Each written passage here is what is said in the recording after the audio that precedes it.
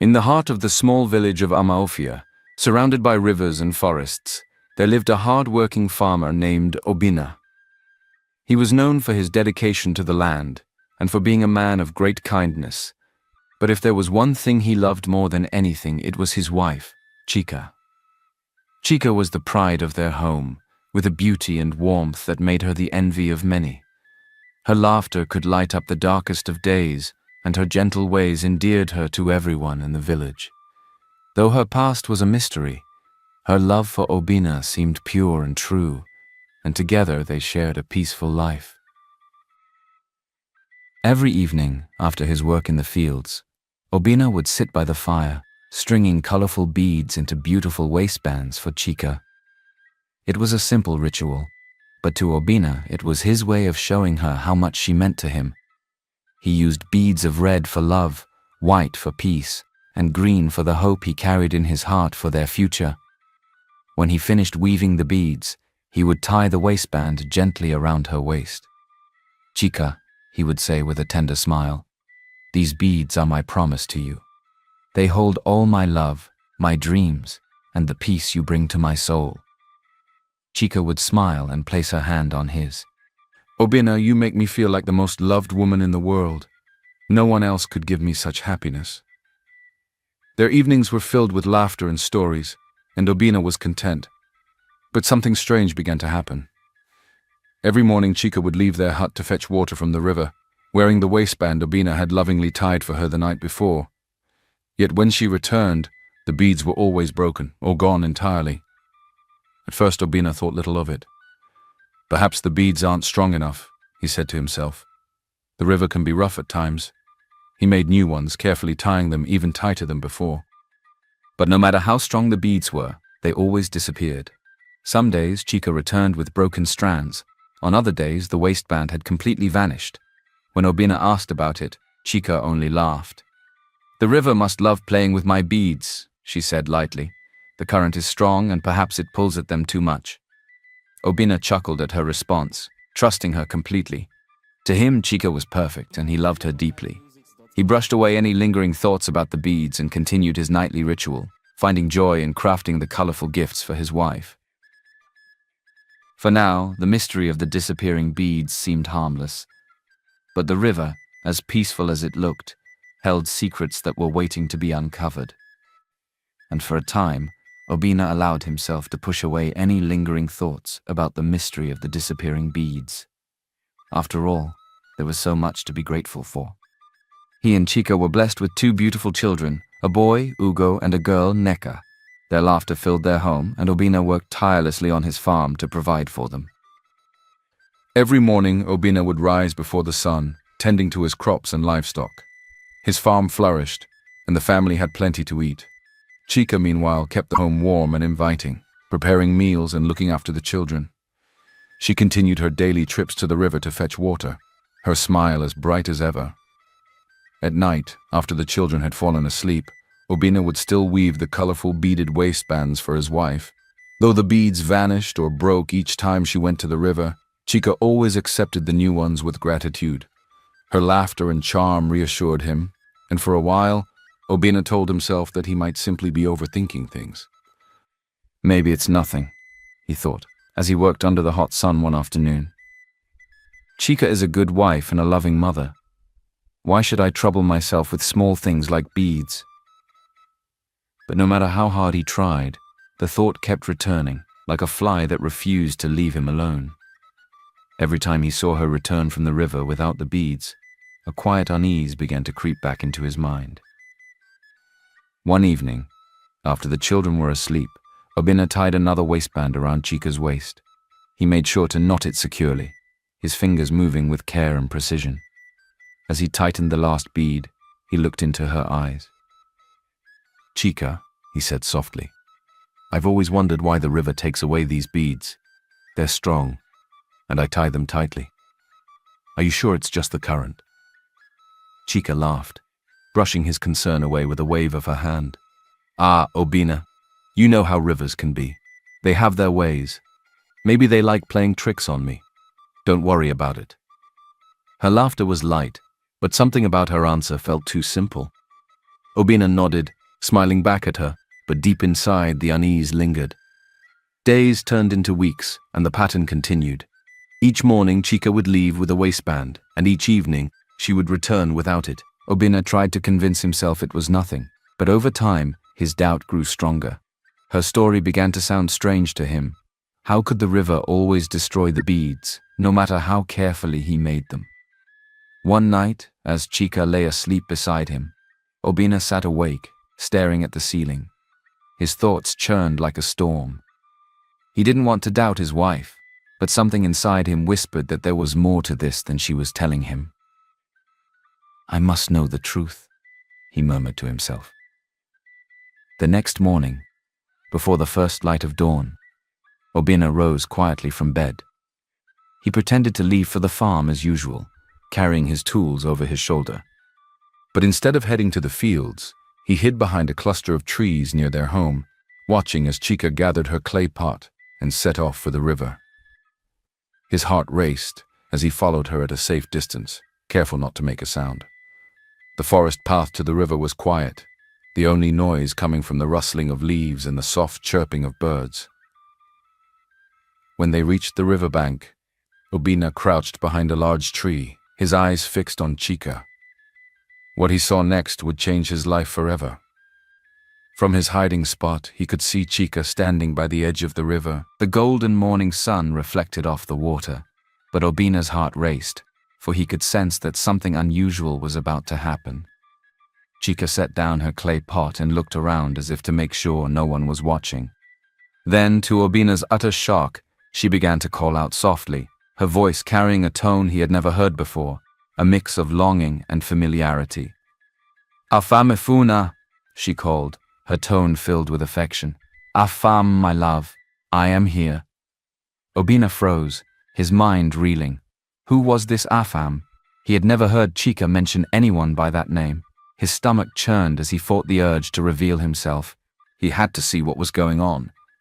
The water in the river began to ripple, its surface shimmering unnaturally. Suddenly, a massive snake-like being rose from the depths, its long, glistening body part human, part serpent. The creature had a face that was almost human, with sharp, piercing eyes and a body covered in shimmering scales that caught the sunlight like precious gems. It was both terrifying and mesmerizing to behold. "Chica, my love," the creature said, its voice deep and smooth like flowing water.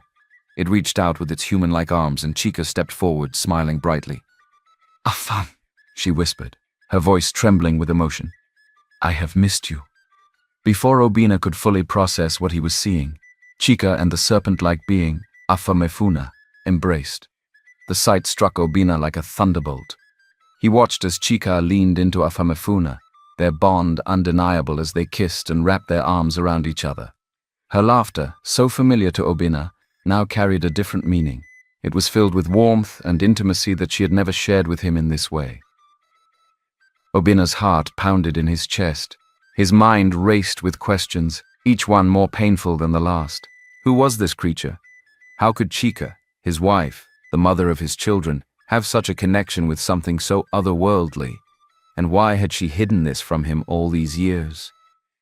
As he watched the two, his shock turned into a storm of emotions. Anger, betrayal, confusion all swirled within him. He clenched his fists, his nails digging into his palms, but he stayed rooted to his hiding place. He needed to hear more. "I'm sorry I couldn't come yesterday," Chica said, her voice soft but full of affection. "Obina has been watching me more closely these days." Obina's stomach twisted at her words. She knew he had grown suspicious. She had been hiding this relationship, carefully covering her tracks. He felt the weight of her deception like a heavy stone pressing on his chest. Afamefuna tilted his head, his piercing eyes gleaming. "You are mine, Chica. You've always been mine. No human bond can break what we have." Chica nodded, her fingers tracing the scales on his arm. "I know. I've tried to live as a human for their sake, but my heart will always belong to you." Obina couldn't listen anymore. His mind screamed with disbelief and his heart ached with betrayal. How could Chica, the woman he had given his entire life to, be wrapped in the arms of this serpent-like creature? How could she speak of a bond that excluded him, her husband, the father of her children. He leaned back against the tree, his breathing uneven. For a moment he considered confronting her right then and there, but he knew he needed to think. The truth had been revealed, but the question now was what he would do with it. Obina could no longer hold back the storm within him. His heart pounded with anger, hurt, and disbelief as he stepped out from behind the tree, clutching the cutlass he had brought with him to the farm. The sight of Chica and Afamafuna embracing by the river, their unspoken bond on full display, fueled his fury. "Chica!" he shouted, his voice booming across the riverbank. Chica gasped and turned to see Obina storming toward her, his face twisted with rage. Her hands trembled, and she instinctively stepped back, putting some distance between herself and him. Afamafuna straightened, his serpent-like eyes narrowing as he moved protectively in front of Chica. "Obina," Chica stammered, her voice trembling. "Please, let me explain." But Obina was beyond reason. His vision blurred with anger as he pointed the cutlass at Afamafuna. "Who is this creature? Is this what you've been hiding from me? All these years, all my love, was it nothing to you?" Afamafuna's deep voice cut through the tension like a blade. "Calm yourself, human. You do not know what you speak of." Obina roared in fury. "I don't need to understand. You are a monster and you have no place here." With that, Obina raised his cutlass and charged at Afamafuna. The massive serpent-like being moved with inhuman speed, gracefully dodging the blade. The cutlass struck nothing but air, and Obina stumbled, his anger blinding him to the danger he faced. "Obina, stop!" Chica cried, rushing toward him. Afamafuna's piercing gaze fell on Chica, his voice steady but firm. "Do you want me to deal with him, Chica? This human doesn't understand what he's doing." "No, Afam!" Chica said quickly, her voice desperate. "Give me a moment, please. Let me speak to him." Afamafuna hesitated for a moment. Then, with a nod, he sank gracefully into the river, his long body disappearing beneath the shimmering surface. But his presence lingered as if the river itself had become an extension of him, watching, waiting. Obina, still clutching the cutlass, glared at Chica. "Explain? What is there to explain? You betrayed me, Chica. You've been lying to me all this time, meeting that thing behind my back." Chica's eyes filled with tears as she tried to step closer, her hands raised in a plea. "Obina, it's not what you think. I've been trying to protect you, to protect us. Please, let me tell you the truth." But Obina shook his head, his voice trembling with anger and pain. "Protect me? From what? From the fact that my wife has been embracing a snake, kissing it, calling it her love. How long has this been going on, Chica? How long have you made a fool of me?" Chica's tears streamed down her face, but she held her ground. "Obina, I never wanted to hurt you. Afam is not just a snake. He is part of who I am. Enough!" Obina interrupted, his voice breaking. "Don't try to justify this. I gave you everything, Chica. My love, my trust, my life. And this is how you repay me?" Chica fell silent, her shoulders shaking with quiet sobs. She wanted to tell him the truth, that she was a daughter of the river spirits, bound to Afamafuna by a connection older than time itself. She had chosen to live as a human, to build a life with Obina, but her ties to the river could never truly be severed. But Obina's anger left no room for understanding. "You betrayed me," he said again, his voice quieter but filled with bitterness. "I trusted you, and you betrayed me." Chica dropped to her knees, her hands clasped together in a desperate plea. "Obina, please. Everything I've done was for our family. Let me explain. I beg you." But Obina didn't care to listen, his chest heaving with emotion. "I don't want to hear any more lies," he muttered. "I don't even know who you are anymore." His rage burning hotter than the midday sun, his cutlass still clutched in his hand. Chica knelt before him, her eyes filled with tears as she pleaded for understanding. But Obina's anger clouded his judgment, and her words felt like a web of lies spinning tighter around him. "You've betrayed me, Chica," he said, his voice shaking. "You've ruined everything we built together." "Obina, please," Chica cried, reaching out to him. "Let me explain. I care about you and the kids, But her words were cut short as Obina, overwhelmed by his emotions, swung the cutlass in a fit of blind rage. The blade struck her side fatally, causing a fatal injury. Chica gasped, stumbling backward onto the soft earth. Time seemed to freeze. The sound of the river faded, the forest around them fell silent, and all Obina could hear was the ragged sound of Chica's breathing.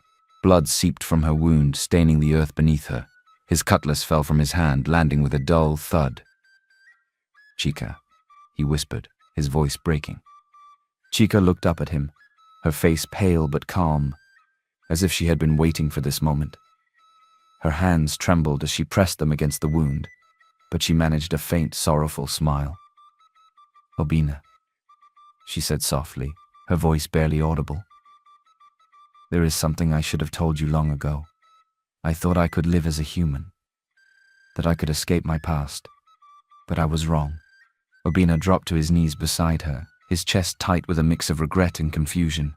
"What are you talking about, Chica? Stay with me. Don't leave me." Her eyes shimmered with tears as she began to speak. "I am not entirely human, Obina.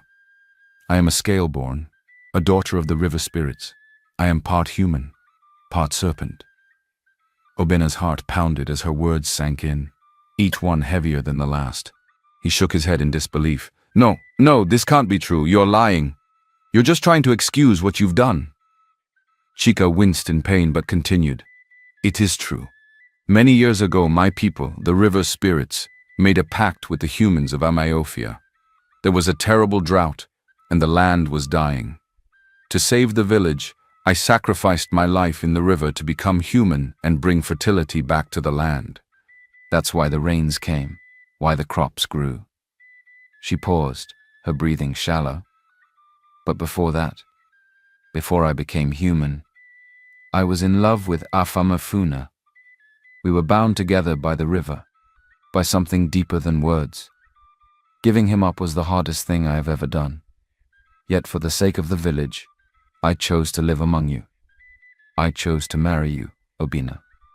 Obina's mind spun, her confession unraveling the very foundation of his world.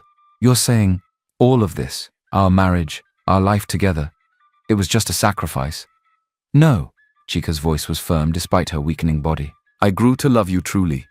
You gave me a family, a home, a reason to smile, but I could not forget Afamifuna. I missed him, Obina. That's why I went to the river, to see him, to feel a part of myself that I lost when I became human." Obina staggered to his feet, his hands gripping his hair. "How am I supposed to believe this? How can I trust anything you've said? You lied to me every day." Chica's tears fell freely now, her strength fading. "I understand your pain. I should have told you the truth. But I was afraid, Obina. Afraid of losing everything. Afraid of losing you." Her voice faltered, and her body went limp. Obina knelt beside her again, panic gripping him. "Chica, stay with me. Don't die, please." But her eyes fluttered closed, and her breathing grew faint. At that moment, Obina was overcome with a fear he had never felt before. He reached out to touch her, but her body felt cold and lifeless. No, Chica," he whispered, tears streaming down his face. The weight of what he had done crashed down on him like a flood. He had struck her, the woman he loved, the mother of his children, and now she was gone. Unable to bear the sight of her still body, Obina staggered to his feet, his legs shaking. He glanced at the river, its surface eerily calm, as if it were waiting. For a moment he thought he saw the faint shimmer of Afamifuna's form beneath the water, watching. Overcome with guilt and terror, Obina turned and ran, his feet pounding against the earth. He ran as far as he could into the forest, away from the river, away from the truth, and away from the consequences of his actions. The river stood still, holding an air of profound sadness. At its edge, the serpent Afamafuna emerged once more, his powerful form glistening in the dim light. He gazed at Chica's body lying on the riverbank, her face pale, her beauty now silent. Afamafuna lowered his head and let out a mournful hiss, a sound so haunting it seemed to echo through the entire forest. The water around him rippled as if the river itself shared his grief. Slowly, he wrapped his long, shimmering tail around her body, lifting her gently as if she were the most delicate thing in the world. "My Chica," he whispered, his voice trembling. "You gave everything for a world that never deserved you. You sacrificed your love, your identity, and now, your life. For a moment he held her close, his scales brushing against her skin. Then, with great sorrow, he sank back into the depths of the river, taking Chica's body with him. The surface of the water rippled once, then stilled, as if she had become one with the river once more. Far from the river, Obina stumbled through the forest, his legs heavy and his heart even heavier. He could still see Chica's face in his mind, her tears, her pleas, her confession. His hands, now trembling, felt as though they were still stained with the weight of what he had done. How did it come to this? He whispered to himself. I loved her. How could I have done this to her? Eventually he reached his small hut, where the light from a burning oil lamp flickered through the open doorway. Inside, his two children, Ugo and Nneka, sat on the floor, playing quietly with carved wooden toys. Their laughter faded as they saw their father enter, his face pale and his movements unsteady. Papa? Ugo called out, running to him. Where is Mama? She went to fetch water, but she hasn't come back.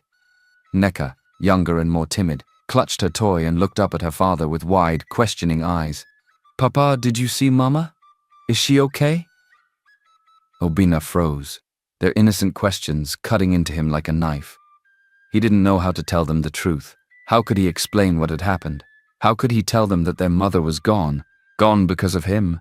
She traveled, he finally said, his voice trembling. Traveled? Ugo asked, frowning. Where did she go? Why didn't she tell us? Obina swallowed hard, struggling to keep his composure. She had to go. Far away. She will be gone for a while. The children exchanged confused glances. When will she come back? Nneka asked, her voice small. Obina couldn't answer. He turned away, pretending to busy himself with a clay pot on the shelf, anything to avoid their eyes. I don't know, he said quietly. That night the house felt unbearably quiet. Obina sat in the corner, his head in his hands, while the children slept fitfully, their small faces etched with worry. Days passed, and Chica's absence weighed heavily on the small family. The children missed her greatly, constantly asking when she would return. Mama always sang to us before bed, Nneka said one evening, her voice breaking as tears filled her eyes. Why can't she come back and sing to us again? Ugo, though older, struggled to hold back his tears. Papa, are you sure she's coming back? She's never left us for this long before. Obina's heart broke every time they asked about her. He tried to comfort them with vague reassurances, but the guilt gnawed at him day and night. He couldn't eat, couldn't sleep. His once strong hands, used to tending the land, now felt weak and useless. He often found himself staring at the river in the distance, its shimmering surface taunting him. The weight of his actions was unbearable, and yet he couldn't bring himself to tell the truth. How could he explain to his children that he had been the one to take their mother away? The sun was just beginning to set, casting a golden glow over the village of Amaofia as the two children, Ugo and Nneka, made their way to the river. Their clay pot clinked softly as they carried it between them, the air filled with the sound of birds chirping and the gentle rustling of leaves. It had been weeks since their mother, Chica, had left, and the weight of her absence was heavy on their small shoulders. Though their father, Obina, told them she had traveled, their young hearts struggled to believe it. They missed her songs, her warm embrace, and the way she always made them feel safe. As they reached the riverbank, Ugo set the pot down with a sigh, wiping sweat from his brow.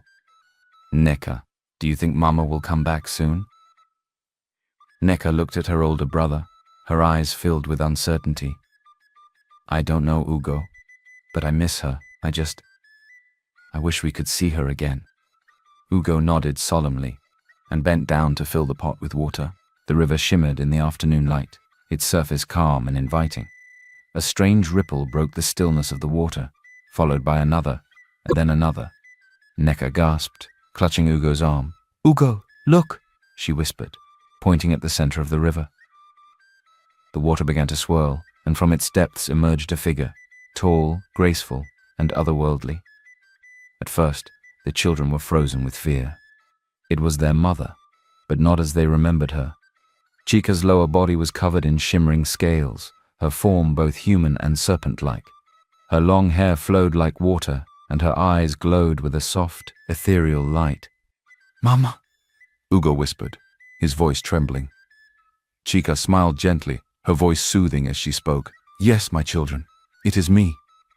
Neka took a step back, her small hands shaking.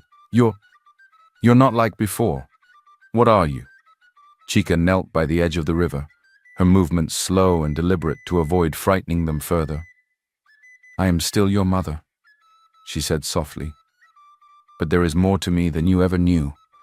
I am a daughter of the river spirits, part human and part serpent, a scale-born." The children stared at her, their young minds struggling to comprehend what she was saying. Ugo finally found his voice. "Why didn't you tell us before? Why did you leave us?" Chica's expression grew somber. "I never wanted to leave you, my loves. But there are truths about me that I could not reveal until now." She paused, looking into their wide, curious eyes. Long ago, the people of Amaofia were suffering. The land was dry, the crops were failing, and the village was dying. To save them, I made a sacrifice. I gave up my life as a river spirit and became human, bringing rain and fertility to the land. As part of that sacrifice, I married your father and became part of this world. Nika's voice was small and hesitant. "But if you were a spirit, why did you come to the river? Why didn't you stay with us?" Tears glistened in Chica's eyes as she answered, "Because part of me still belongs to the river." The children exchanged uncertain glances, their young faces filled with questions they didn't know how to ask. Chica continued, her voice steady but filled with emotion. "My dear Ugo, my sweet Neka, there is something you must know. You are part of both worlds. You carry my blood, the blood of the scale-born, as well as your father's human blood. This makes you special, but it also means you must choose your path." "What do you mean?" Ugo asked, his brow furrowed. "You have a choice," Chica said. "You can remain human, living the life your father has given you, or you can embrace your serpent heritage and become one with the river spirits. The choice is yours alone, and neither path is wrong, but it is a choice that carries great weight." The children were silent, the gravity of her words sinking in. Neka clutched Ugo's hand tightly, her small fingers trembling. Chica reached out to them, her hand hovering just above the water's surface. "I love you both more than anything. No matter what you choose, you will always be my children." Tears streamed down Neka's face as she whispered, "I don't want to lose you again, Mama." Chica's smile was bittersweet. "You won't lose me, Neka. I will always be with you, in your heart, in your memories. And one day when you're ready, the river will always welcome you back if you choose to return."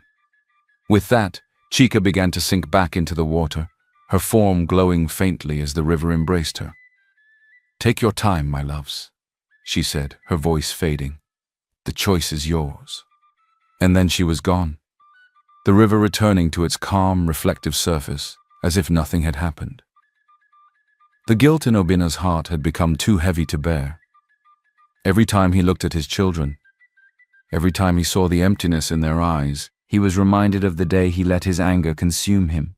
His mind replayed the moment he struck Chica, the woman he had loved, and left her lying by the riverbank. He couldn't escape the haunting memory. One evening, as the sun began to set, Obina made his way to the river. He had avoided it for weeks, unable to face the place where everything had fallen apart. But tonight, something compelled him to go. Perhaps it was the weight of his remorse or the faint hope that the river might somehow give him answers. As he reached the water's edge, the familiar sound of rippling waves filled the air. The river shimmered in the fading light, calm yet mysterious. Obina knelt by the bank, his hands trembling. "Chica," he whispered, his voice cracking. "I didn't understand. I was blinded by my own pain. Please, forgive me." The river stirred, small ripples forming in the center. Slowly, a figure emerged from the water, graceful, radiant, and unmistakably Chica. Her serpent-like tail glimmered in the moonlight, and her glowing eyes softened as they met Obina's. "Chica," Obina gasped, his heart pounding. "You're alive." Chica looked at him, her expression a mixture of sadness and calm. "Yes, Obina, but only because of Afamafuna. After you left me for dead, he took me to the scale-born healers beneath the sea." Obina's knees gave way and he fell to the ground, tears streaming down his face. I thought I had killed you. I was so blinded by anger that I couldn't see what I was doing. I was a fool, Chica. Please forgive me." Chica's gaze didn't waver as she continued. "The healers worked tirelessly to save me. It wasn't easy, Obina. They used ancient remedies, powers beyond what you can imagine. And Afam, he gave up a part of his own strength to bring me back. Without him, I wouldn't be standing here now." Obina's chest tightened at her words. The thought of Afamefuna, the very being he had tried to kill, sacrificing his power to save Chica, only deepened his guilt. "I was wrong," he said, his voice trembling. "I let my anger destroy everything. But I still love you. I've always loved you." Chica's expression softened, but there was sadness in her eyes. "Obina, I loved you too. I loved the life we built together, our children and everything we shared. But I can't come back. My place is with the river now, with the Scaleborn. This is who I truly am." Obina bowed his head, his tears falling freely. "I don't deserve your forgiveness, Chica, but I will carry the pain of what I've done for the rest of my life." Chica reached out, her hand hovering just above his. "You are still the father of my children, Obina. You will always be a part of me, but you must focus on them now. I gave them a choice, whether to stay in the human world with you or join me in the river." Obina looked up, confusion and worry etched on his face. "What did they decide?" Chica smiled faintly. "Go home, Obina. They will tell you themselves." With that, she began to sink back into the water, her form glowing faintly as the river embraced her once more. Obina reached out as though to stop her, but her figure disappeared beneath the surface. The river grew still again, leaving him alone with his thoughts. When Obina returned home, the children were waiting for him. Ugo and Neka sat side by side, their faces solemn. They had been waiting for their father to come back, knowing the weight of their decision would change everything. "Papa," Ugo began, his voice steady but sad, "we meet our mother and we've made our choice." Obina knelt before them, his heart heavy with anticipation. "Tell me, my children, what have you decided?" Ugo took a deep breath. "I have decided to go with Mama, to the river. I feel like I belong there, like a part of me is calling me to her world. I want to understand what it means to be scale-born." Obina's heart sank, but he nodded, his voice trembling. "I see. And you, Neka?" Neka hesitated, her small hands clutching her father's shirt. "I want to stay with you, Papa. I want to stay human, but..." She looked at her brother, tears brimming in her eyes. "I don't want to lose Ugo." Ugo placed a hand on her shoulder, his own eyes wet with tears. "You won't lose me, Neka. Mama told us we could still see each other. I'll come to the riverbank every full moon, and we'll be together again." Neka sniffled, wiping her eyes. "Promise." "I promise," Ugo said firmly. Obina pulled them both into his arms, holding them tightly. His heart ached at the thought of losing Ugo, but he also felt a deep sense of pride.